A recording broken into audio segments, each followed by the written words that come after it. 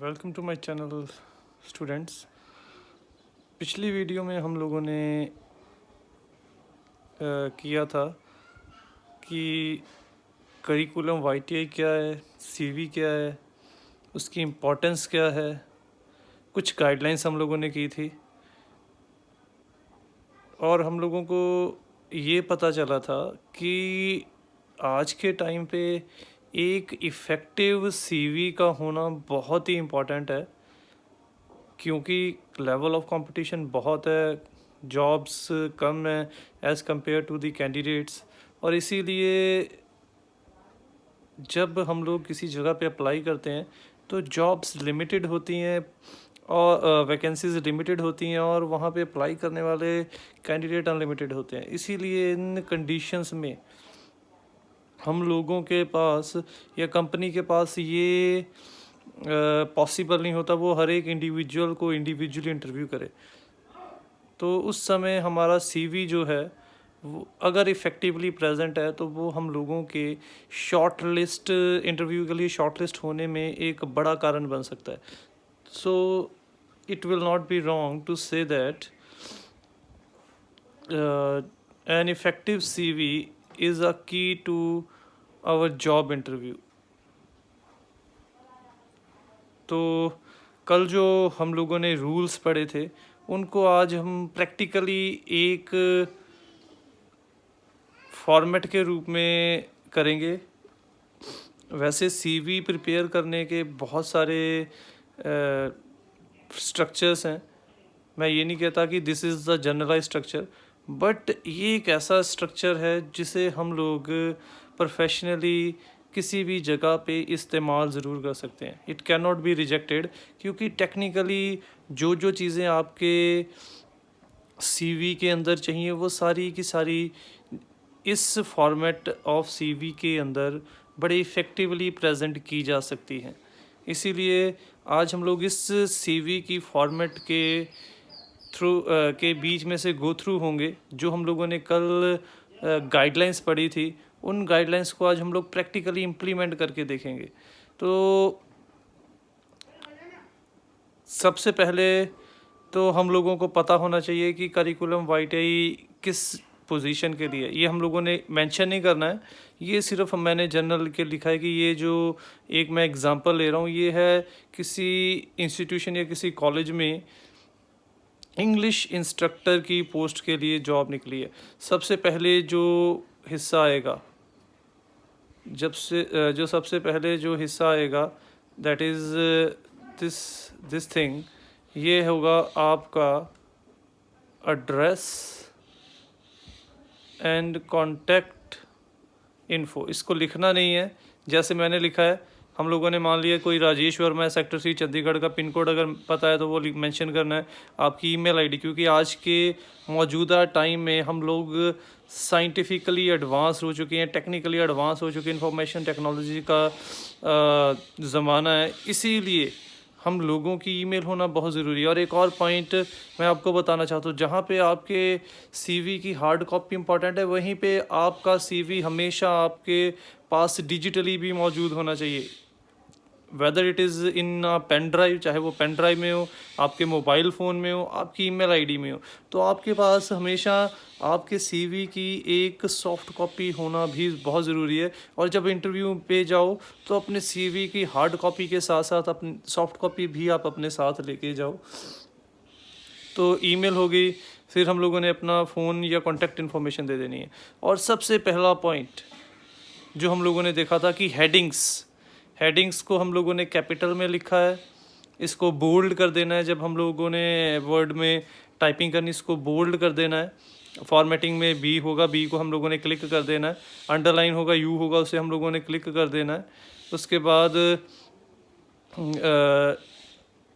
ये हमारी पहली हेडिंग होगी। मैं नंबरिंग नहीं होगी, बट मैं आपको नंबरिंग इसलिए यहाँ पे डाल रहा हूँ कि आपको पता रहे कि पहले कौन सा दूसरा कौन सा। बट जब आपने अपना रिज्यूमे बनाना है या सीवी बनाना है तब उसमें आप लोगों ने नंबरिंग नहीं करनी है। तो पोजीशन एस्पायर्ड हो गया, नीचे हम लोगों ने मेंशन कर दिया इंग्लिश इंस्ट्रक्टर। और उसके बाद हम लोगों ने लिखा था, गाइडलाइंस पढ़ रहे थे, हम लोगों ने बताया था कि you should mention why you think you are best fit for the job and how the organization can get benefit by selecting you. कि आप लोगों ने अपनी तरफ से क्यों आप अब उस जॉब के लिए अपने आप को बेस्ट फिट मानते हो, वो आप लोगों ने ज़रूर मेंशन करना है सीवी में, और उस पॉइंट को हम लोग नंबर 2 पॉइंट मानेंगे, और it should be in the career objective. वो होगा हमारा कैरियर ऑब्जेक्टिव। ठीक है, करियर ऑब्जेक्टिव फिर से वही कैपिटल्स में, बोल्ड और अंडरलाइन। ये क्यों हम लोगों ने किया, ताकि जब ज़्यादा सीवी हो और जो इंटरव्यूअर है उसने आपके सीवी के किसी पर्टिकुलर हिस्से में देखना हो, जो चीज़ बोल्ड होगी, जो चीज़ हाईलाइटेड होगी, उसके ऊपर उसका ऑटोमेटिकली ध्यान जाएगा। और अगर वही चीज़ जैसे यहाँ पे वहीं पे ऐसे हो तो उसका ध्यान नहीं जाएगा। जैसे हम लोग क्वेश्चंस भी करते हैं तो हम लोग हेडिंग्स को अंडरलाइन कर लेते हैं, तो उसी प्रकार से आपके सीवी के अंदर भी जो मेन हेडिंग्स होंगी उन चीज़ों को बोल्ड और अंडरलाइन ज़रूर कर लेना, ताकि जो इंटरव्यूअर है उसको वो हाईलाइटेड सेक्शन जो है वो डायरेक्टली दिखाई दे। इसमें हम लोग क्या लिखेंगे कि मैं अपने आप को इस कंपनी में क्यों लगाना चाहता हूँ, और दूसरा चीज़ मैं उस कंपनी के साथ जुड़ के क्या कर सकता हूँ। Want to work with an organization where I can explore my all potentialities to full extent and work and contribute earnestly to the growth and development of an organization। ठीक है, तो मैंने इसमें लिख दिया कि इसलिए मैं उस ऑर्गेनाइजेशन में काम करना चाहता हूँ जहाँ पे मैं अपने आप को और ज़्यादा एक्सप्लोर कर सकूँ, और ज़्यादा अपनी पोटेंशियलिटी कैपेबिलिटीज़ को बाहर निकाल सकूँ, और उसके साथ साथ मैं हार्ड वर्किंग के साथ उस ऑर्गेनाइजेशन या उस इंस्टीट्यूशन के ग्रोथ और डेवलपमेंट में भी एक मैं अहम हिस्सा निभा सकूं। तो ये हो गया करियर ऑब्जेक्टिव, और ये करियर ऑब्जेक्टिव आप किसी जगह पे भी लिख सकते हो। It can be said that this is the generalized format. आप किसी भी सीवी में ये चीज़ लिख सकते हो। उसके बाद जो तीसरा पॉइंट आएगा वो होगा वर्क एक्सपीरियंस। अब होगा वर्क एक्सपीरियंस, अगर तो कोई नहीं है, नए हो, तो हम लोगों ने यहाँ पे फ्रेशर लिख देना है। और अगर मेरे पास 4-5 जॉब का एक्सपीरियंस है तो पॉइंट आएगा कि मैं उन एक्सपीरियंसेस को किस सीक्वेंस में लिखूं, फ्रॉम प्रेजेंट टू पास्ट, यानी जो जॉब आप अभी कर रहे हो वो पहले नंबर पे, और जहाँ पे सबसे पहले जॉब की थी वो लास्ट पे। जैसे मैंने अब यहाँ पे किया है कि नवंबर 2018 से लेकर प्रेजेंट डे तक मैं इस इंस्टीट्यूशन XYZ इंस्टीट्यूशन में वर्क किया। उससे पहले November 2016 to November 2018 as an English instructor, यानी कि जो सबसे लास्ट में जॉब की वो फर्स्ट, जो सबसे फर्स्ट में जॉब की वो last. November 2008 to October 2016 as an English instructor at Rameshwaram college. तो इस तरीके से मैंने अपना जो जॉब एक्सपीरियंस था वो वर्किंग बैकवर्ड्स लिख दिया, यानी कि starting from the last to the first. उसके बाद है एजुकेशनल क्वालिफिकेशन। एजुकेशनल क्वालिफिकेशन भी बिल्कुल इसी तरीके से मेंशन करनी है, highest degree to lowest degree. यानी कि अगर मेरी हाईएस्ट डिग्री मास्टर डिग्री है तो पहले मास्टर डिग्री आएगी, फिर बैचलर्स डिग्री आएगी, फिर आएगी 10+2, फिर आएगी हमारी मैट्रिकुलेशन। नॉर्मली हम लोग गलती क्या करते हैं, पहले मैट्रिकुलेशन लिख देते हैं, फिर 10+2 लिख देते हैं, फिर BA लिख देते हैं, फिर MA। नहीं, सबसे पहले हाईएस्ट डिग्री, फिर उससे लोएस्ट, फिर उससे लोएस्ट, फिर उससे लोएस्ट। यानी कि उसी तरीके से जैसे जॉब एक्सपीरियंस लिखा था, फ्रॉम लास्ट टू फर्स्ट। उसके बाद है हमारा नेक्स्ट पोर्शन, जो पॉइंट आएगा, पीछे हमारे हो गए हैं 4 पॉइंट्स, एजुकेशन जो था वो 4th पॉइंट था। और एक और चीज़ बताना भूल गया, जहाँ पे हमारे पास जैसे वर्क एक्सपीरियंस 1 से ज़्यादा था, यहाँ पे हम लोग अलग अलग प्रकार की नंबरिंग को यूज़ कर सकते हैं, रोमन्स को, अल्फ़ाबेट्स को। बट ज़्यादा बेटर तब रहेगा अगर हम लोग यहाँ पे ये, जब हम लोग MS वर्ड यूज़ करेंगे तो वहाँ पे फॉर्मेटिंग में होगा बुलेट फॉर्मेट, इसको यूज़ कर लें तो ये ज़्यादा इफेक्टिव है। अदरवाइज़ आप लोग ABC 1 2 3 जितने मर्जी टाइप्स के वहाँ पे फॉर्मेटिंग है, जो आपको कन्वीनियंट लगे आप यूज़ कर सकते हो। बट बुलेट फॉर्मेट जो है वो ज़्यादा अट्रैक्टिव और ज़्यादा इम्प्रेसिव लगता है अगर हम लोग उसको अपने CV में यूज़ कर लें। उसके बाद है स्किल्स। कौन कौन से स्किल्स हैं जो एक्स्ट्रा चीज़ें होंगी? प्रोफिशिएंट इन कम्युनिकेशन स्किल्स, वो other it is reading, writing और लिसनिंग, इन तीनों चीज़ों में एफिशिएंसी है। प्रोफिशिएंट, उसमें भी ये देखिए जितने ज़्यादा मेरे पास पॉइंट्स थे उतने ज़्यादा मैंने उन हर एक पॉइंट को मैंने बोल्ड कर दिया। Proficient in English, Hindi and Punjabi, in तीनों लैंग्वेजेस में होल्ड है। नॉलेज ऑफ मार्केटिंग, मार्केटिंग के बारे में भी पूरी नॉलेज है। कंप्यूटर एप्लीकेशंस भी और लीडरशिप क्वालिटीज़ भी। ये होगी हमारे एक्स्ट्रा स्किल्स जो मेरी एजुकेशनल क्वालिफिकेशन के साथ साथ एडिशन है, जो इन केस टाई अप हो जाए तो मुझे दूसरों से एक स्टेप आगे लेके जा सकती हैं अगर उनके पास ये क्वालिटीज़ मौजूद नहीं है। अचीवमेंट सेक्शन के अंदर अगर आप लोगों ने स्कूल टाइम, कॉलेज टाइम कोई अचीवमेंट की है, पिछली जॉब्स के अंदर आप लोगों ने कोई अचीवमेंट की है, वो सारी की सारी जो चीज़ें हैं वो अचीवमेंट सेक्शन के अंदर आ जाएगा। जैसे first in district in MA में अगर मेरी फर्स्ट डिवीज़न थी, फर्स्ट डिस्ट्रिक्ट में फर्स्ट था, मैंने वो मेंशन कर दिया। फिर किसी और ऑर्गेनाइज फंक्शन में won first prize in PU inter zonal youth festival in creative writing, ठीक है। उसके बाद जॉब एक्सपीरियंस का आ गया। What did the employ of the month, employ of the month मुझे मिला इन जून 2019। उसी प्रकार एम्प्लॉय ऑफ द ईयर मुझे मिला इस ABC कॉलेज के अंदर 2015। तो अचीवमेंट सेक्शन के अंदर जो भी मेरी प्राप्तियाँ हैं वो वाली चीज़ें हम लोग अपने रिज्यूम में लिख देंगे।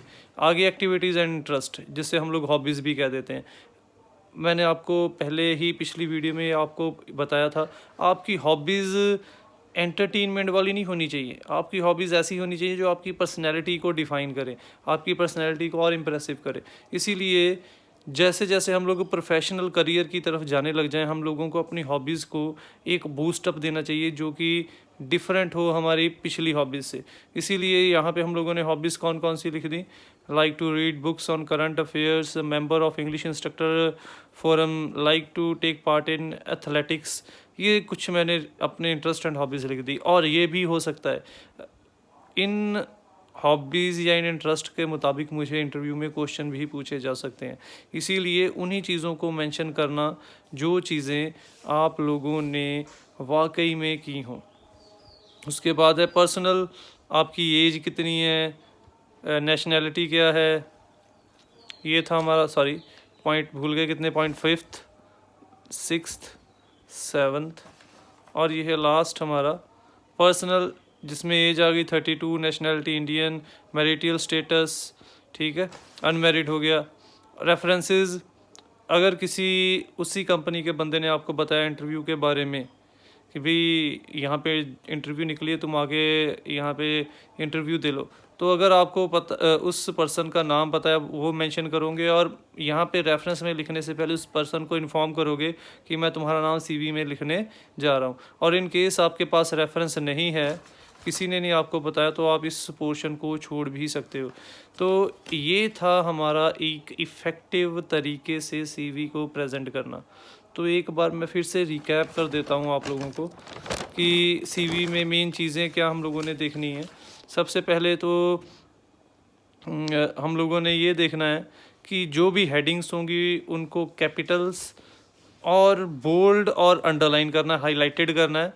उसके बाद जब भी जॉब एक्सपीरियंस आएगा, वर्क एक्सपीरियंस आएगा, वो last job to the first job, education भी highest degree to the lowest degree, और एक्यूरेट इन्फॉर्मेशन देनी है। अगर मेरी कहीं पे परसेंटेज है 79.02%, तो 79.02 ही लिखना है, ना तो मैंने इसे 80 करना है, ना मैंने इसे 79 करना है। जो एग्जैक्ट इन्फॉर्मेशन है वही हम लोगों ने प्रोवाइड करनी है। और इस तरीके से अगर हम लोगों ने इफ़ेक्टिवली CV प्रेजेंट किया गया होगा तो ऑटोमेटिकली ही हमारा CV जो है वो इंटरव्यूअर का इंटरेस्ट भी कैप्चर करेगा, और उसके साथ साथ हम लोगों को जॉब के लिए शॉर्ट लिस्ट होने में भी हेल्पफुल होगा। और एक और चीज़ मैं जो आपको बताना चाह रहा हूँ वो ये है कि कोशिश ये करनी है कि ये वाला सेक्शन, वर्क एक्सपीरियंस वाला और एजुकेशन वाला, आपका पहले पेज में ही कवर हो जाए, क्योंकि ये दो ऐसे सेक्शंस हैं जो ज़्यादा इंटरव्यूअर जो हैं वो इन चीज़ों को ज़्यादा देखते हैं। इसीलिए ये तो ऑब्वियस है, आज के टाइम पे जितनी चीज़ें हम लोगों को चाहिए वो एक पेज में कल्मिनेट करना पॉसिबल नहीं है, तो हमारा CV 2 पेजेस का हो सकता है।